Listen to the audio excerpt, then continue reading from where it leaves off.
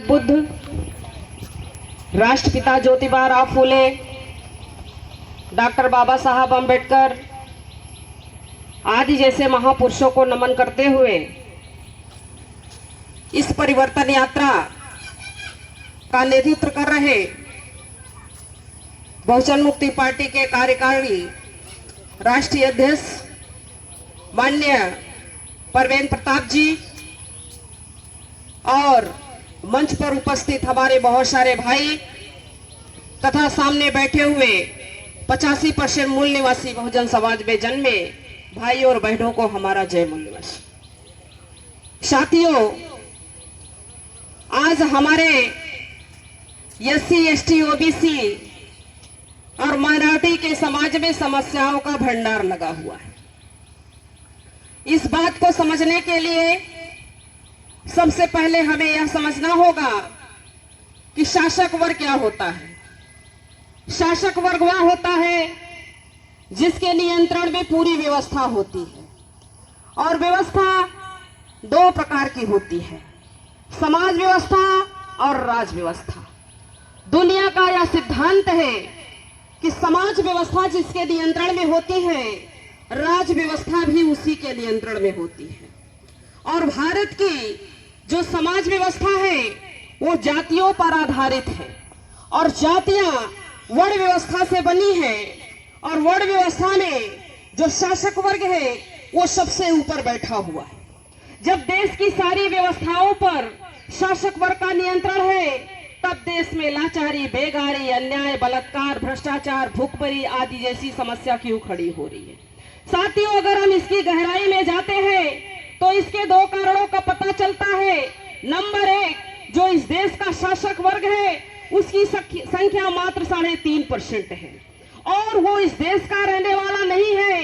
शासक वर्ग यह जानता है कि जब तक इस देश का 85% मूल निवासी बहुजन समाज आपस में लड़ता रहेगा, झगड़ता रहेगा, इनमें एकता नहीं होगी, तब तक हम भारत की शासन सत्ता पर अनियंत्रित नियंत्रण बनाए रहेंगे, और ये 85% मूल निवासी बहुजन समाज के लोगों को अपना गुलाम बना करके रखेंगे। साथियों, हमारे यहाँ मंच पर हमारे एक भाई ये कह रहे थे कि बहुत सारी पार्टियां हैं, बहुत सारी पार्टियां हैं, क्षेत्रीय पार्टियां हैं, राष्ट्रीय स्तर की हमारी कोई पार्टी नहीं है। एससी, एसटी, ओबीसी की राष्ट्रीय स्तर की कोई पार्टी नहीं है, क्षेत्रीय स्तर की पार्टियां हैं।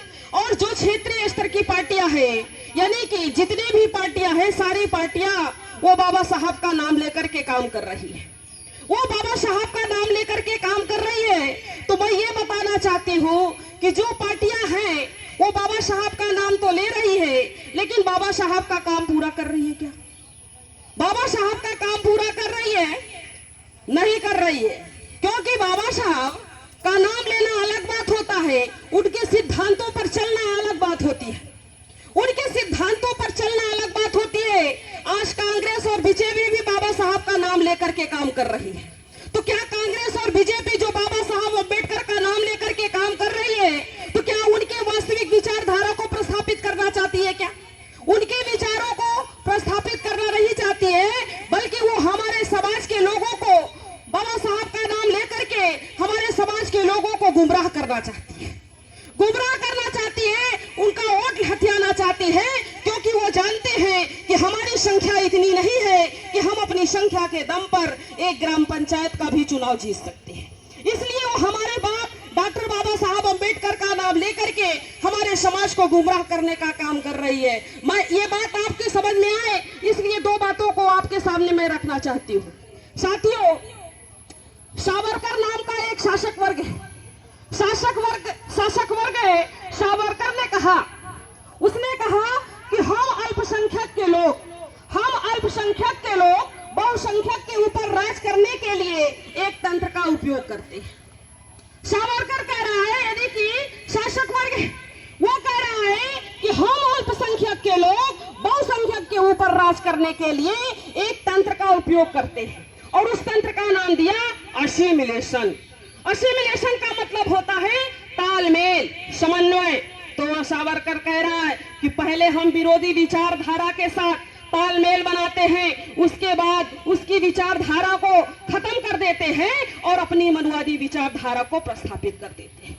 दूसरा, आरएसएस का पूर्व माधव गोलवलकर कह रहा है वो सांस्कृताइजेशन का सिद्धांत दे रहा है, और वो कह रहा है कि हम दो तरह से सांस्कृताइजेशन करते हैं, एक तो विरोधी विचारधारा में घुसपैठ करके, और दूसरा विरोधी विचारधारा के जो बड़े लीडर हैं उनको अपने में समाहित करके।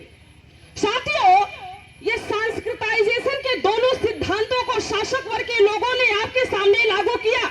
कैसे लागू किया, मैं आप लोगों को बताती हूँ। बहुजन समाज पार्टी, जो कि हमारे 85% की पार्टी कभी हुआ करती थी, वो बहुजन हिताय बहुजन सुखाय का नारा दिया करती थी, वो 85% मूल निवासी बहुजन समाज की लड़ाई लड़ा करती थी, लेकिन शासक वर्ग के लोगों ने उसमें घुसपैठ किया, और घुसपैठ करने के बाद बहुजन हिताय बहुजन सुखाय का जो नारा था उसको खत्म किया, और सर्वजन हिताय सर्वजन सुखाय का नारा दिया। तो साथियों, आपको ये समझना चाहिए कि ये जो पार्टियां हैं जो हमारे महापुरुषों के नाम पर चला रही है, तो हमारे महापुरुषों की विचारधारा को प्रस्थापित करने के लिए नहीं, बल्कि उनका ब्राह्मणाइजेशन करने के लिए चला रही है। दूसरा सिद्धांत है उदित राज, अठावले, अनुप्रिया पटेल और ये रामविलास पासवान, जो आज हमारे बीच में नहीं है, जो समाज के कभी बड़े लीडर हुआ करते थे, समाज की अगुवाई किया करते थे, समाज का लीडरशिप किया करते थे, इसमें शासक वर्ग के लोगों ने इनको अपने खेमे में मिलाया, और मिलाने के बाद धीरे धीरे उनकी विचारधारा को खत्म किया और अपनी मनुवादी विचारधारा को प्रस्तापित किया। जो हमारे समाज के कभी लीडर हुआ करते थे, हमारे समाज की अगुवाई किया करते थे, आज उनके पिछलग्गू बन गए।